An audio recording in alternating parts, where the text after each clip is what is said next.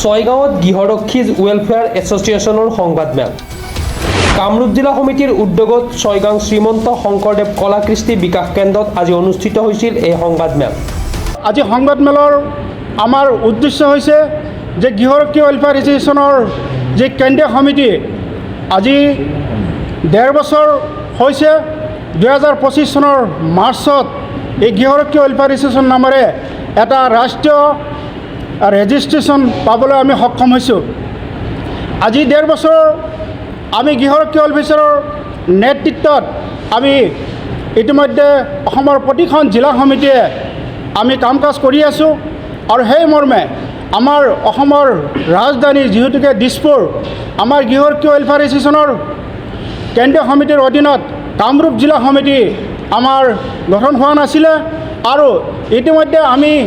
কামৰূপ জিলা সমিতিৰ লগত যোগাযোগ কৰিছিলোঁ আৰু সেই মৰ্মে যোৱা 19 জুলাই 2026 তাৰিখে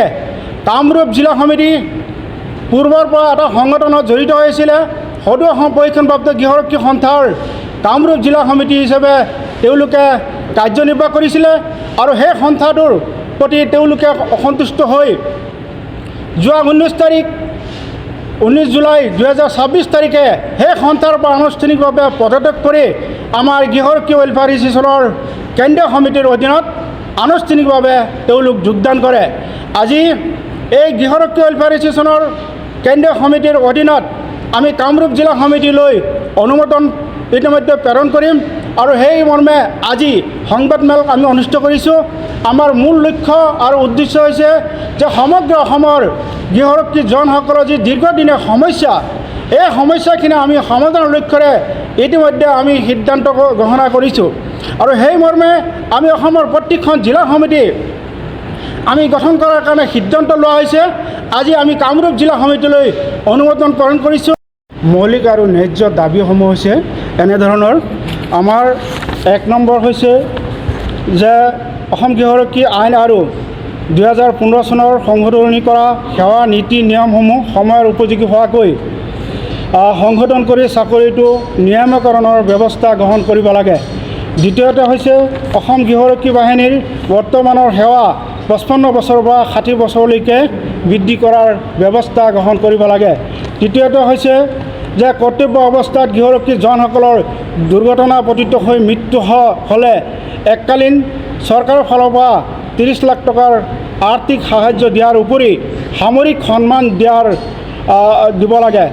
লগতে তেওঁলোকৰ পৰিয়ালৰ উপযুক্ত সদস্যক সংস্থাপন দিয়াৰ ব্যৱস্থা গ্ৰহণ কৰিব লাগে। চতুৰ্থতে হৈছে মহিলা গৃহৰক্ষী জোৱানে প্ৰসূতি মাতৃকালীন সময়ত মহিলা আৰক্ষীৰ দৰে সমানে ছুটি পোৱাৰ সুবিধা প্ৰদান কৰিব লাগে। পঞ্চম, অন্য ৰাজ্যৰ দৰে টিএডিএ আৰু ইউনিফৰ্ম যোগান আৰু চিকিৎসা ভাত্তা প্ৰদান কৰিব লাগে। 6 নম্বৰ হৈছে বৰ্তমান চলি থকা গৃহৰক্ষী অনলাইন প্ৰক্ৰিয়াৰ মাধ্যমত যি কৰ্তব্য দিয়া হয় এই অনলাইন প্ৰক্ৰিয়াটো অতি বিসংগতি হৈ আছে আৰু এই অনলাইন প্ৰক্ৰিয়াটো অতি সোনকালে সংশোধন কৰক, অন্যথা এই অনলাইন প্ৰক্ৰিয়াটো বৰ্তমান স্থগিত কৰাৰ কাৰণে আমি বিভাগীয় কৰ্তৃপক্ষলৈ আমি দাবী জনাইছোঁ। তথাপিও যৌথ সংগ্ৰাম হৈছিল, তাতো মই নেতৃত্ব লৈছিলোঁ, তাতো আন্দোলন কৰিছিলোঁ। কিন্তু তাৰ পিছৰ পৰা মানে সংগঠনবিলাক সংগঠনেই হৈ আছে যে আমাৰ যে কিছুমান ন্যায্য প্ৰাপ্য দাবী আছে সেইবিলাক আদায় কৰাৰ কাৰণে তেওঁলোকে মানে কি কৰিছে তেওঁলোকেহে জানে বিষয়ববীয়াসকলে। সেইকাৰণে এইটো মই এটা নতুন ৱেলফেয়াৰ এছ'চিয়েশ্যনক লগ পালোঁ আৰু এওঁলোকৰ দিল্লীতো বহুত প্ৰগ্ৰেম চলি আছে নেশ্যনেল কমিটি। যে এইটো ভাবিলোঁ যে যদি আমি চাকৰি আজি আছোঁ কালি গুচি যাম, যে পিছৰ প্ৰজন্মখিনিৰ যাতে এটা ভৱিষ্যত নিৰ্ধাৰণ হয় চাকৰিটো, তাৰ কাৰণে মই ৱেলফেয়াৰ সমিতিক কৈছোঁ যে আপোনালোকে লাগক, আপোনালোকৰ পিছত মই সদায় আছোঁ, যি কৰিব লাগে আপোনালোকে আন্দোলন জঁপিয়াব লাগে, কিবা লিখা লাগে, কিবা অন্যান্য লাগে, মই চবতে আছোঁ। যে গৃহৰক্ষীটো বহুত সমস্যা আছে আৰু চবতকৈ সমস্যাটো ডাঙৰ সমস্যাটো হয়তো যিটো অনলাইন ছফ্টৱেৰ। যে অনলাইন ছফ্টৱেৰটো কি হৈছে জানে, টকা পইচাৰ এটা ভঁৰাল হৈছে। যদি পইচা নিদিয়ে আপুনি কামৰূপত ডিউটি এটা নাপায়।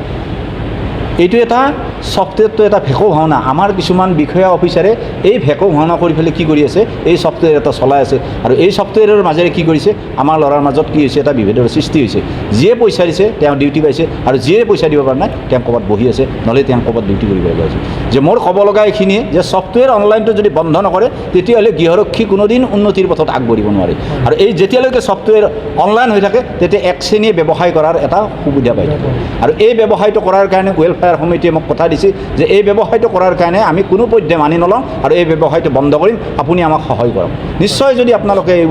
এই যদি ব্যৱসায়টো অনুষ্ঠানটো যদি বন্ধ কৰিব পাৰে তেতিয়াহ'লে আপোনালোকৰ লগত মই সদায় আছোঁ আৰু যদি বন্ধ কৰিব নোৱাৰে তেতিয়াহ'লেতো আপোনালোকৰ লগত থাকিব লাগিব সেইকাৰণে কৈছোঁ যে তেওঁলোকক ৱেলকাম জনাইছোঁ আপোনালোকে ন্যায্য প্ৰাপ্যৰ কাৰণে আন্দোলন কৰক নিশ্চয় এদিন নহয় এদিন আপোনালোকে পাব ভাল ফল পাব আৰু সেইকাৰণে মই কৈছোঁ ৱেলফেয়াৰ সমিতিৰ প্ৰেচিডেণ্ট আবু নছৰ ডাঙৰীয়া যিটোকে কেন্দ্ৰত দিল্লীতো গৈ বহুত কিবা কিবি কৰিছে যে অসমত কিবা কৰিব লগা থাকিলে যদি আপোনালোকক হেল্প লাগে তেতিয়া মই আছোঁ অসমত যে আপোনালোকে চিন্তা কৰিব নালাগে যদি দিল্লীত যাব লগা হয় দিল্লীতো আপোনালোকৰ লগত আছোঁ কিন্তু আপোনালোকৰ ন্যায্য প্ৰাপ্যৰ ওপৰত লাগক অন্যবিলাক বাদ দিয়ক শদিয়াৰ পৰা ধুবুৰীলৈ বৰাকৰ পৰা ব্ৰহ্মপুত্ৰলৈ সকলোৰে মাজত চিনাকি এটা নাম প্ৰাতঃ টাইম থলুৱা ভাষা কৃষ্টি আৰু সত্য বাতৰিৰ আধাৰত প্ৰতিষ্ঠিত খবৰ প্ৰাতঃ টাইমৰ প্ৰতিটো বা বাতৰি পুংখানুপুংখভাৱে চাবলৈ